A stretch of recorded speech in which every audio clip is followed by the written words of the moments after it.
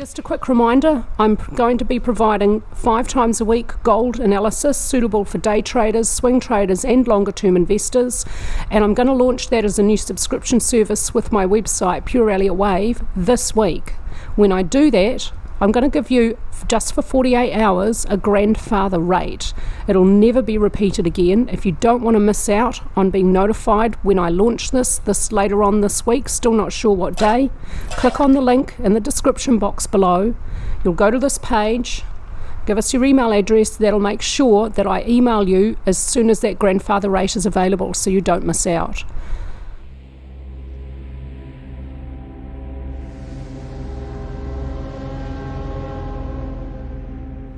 Hi everybody, this is Lara from Pure Elliott Wave. I'm going to do an update real quick of my XRP analysis with you after it's had this huge move up on the 13th of July after the partial judgment on the case with the SEC came out. So I was expecting upward movement. I've been expecting this one to go up for a long time. This fourth wave here, 0.412, has overlapped this high here, 0.4326. So I can't be counting this as an impulse, so it's got to fit as a leading diagonal. So I wanted it to end above 0.6436. It has, to meet all the rules regarding diagonals.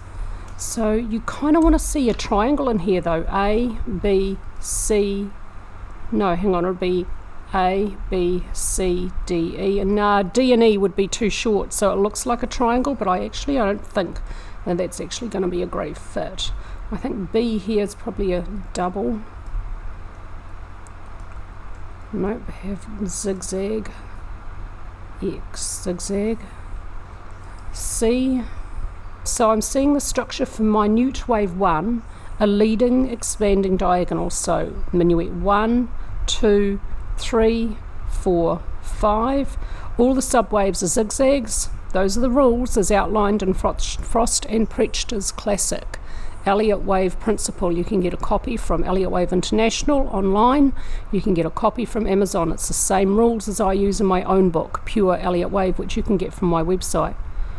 You know, I don't like seeing 1, 2, 1, 2. I might have a look at that and see if I can see just a diagonal over here for the whole thing actually. See if we can see a leading diagonal over here. There's so much overlapping here.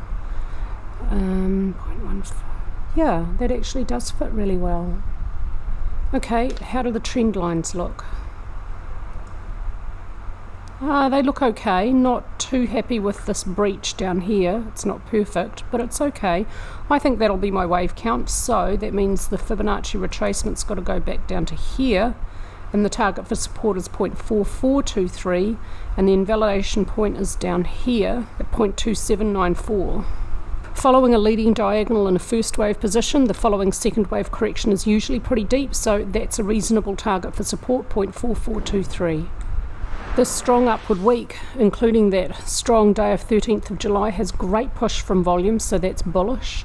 There was previous resistance at 86 cents, so that's been hit. This is a strong bearish upper wick. This week is incomplete, so this is just a couple of days, so we can't draw any conclusion on this weekly candlestick. We can say this is bearish, and after such a really strong upward move like the 13th of July, you'd expect to see some kind of reaction, at least a consolidation, before upward movement continues. So there's pretty strong support below about 51, and then below that about 43, 44. There's quite a lot of support in this area, so I wouldn't expect price to fall too much below about 44. So yeah, I think this 47.36, I think that's a pretty good area for support. Price has made new highs here, but it hasn't made, on balance volume, it hasn't made a corresponding high. There's just a little bit of underlying weakness. It's really slight though, but a little bit of underlying weakness. Yeah, we should see a fairly decent pullback after that. ADX tells us there's an upward trend. It's in a really early stage. This chart is extremely bullish, but remember, price isn't going to move in a straight line. You have upward movements, you'll have pullbacks and consolidations along the way up in a bull market.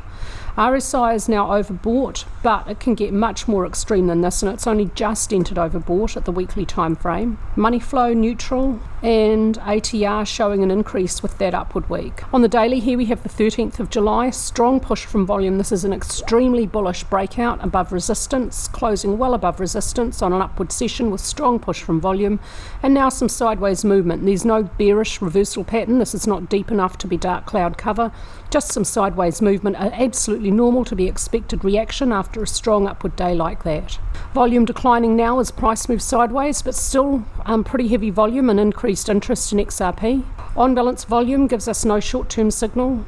ADX is telling us at both time frames there is an upward trend in a relatively early stage. RSO is overbought on the daily chart. This could very well be relieved by a short-term pullback or consolidation. This can remain very extreme for a very, very long period of time. So just because it's overbought doesn't mean the bull market has to end. Money flow neutral, and ATR showing a strong increase with that upward session.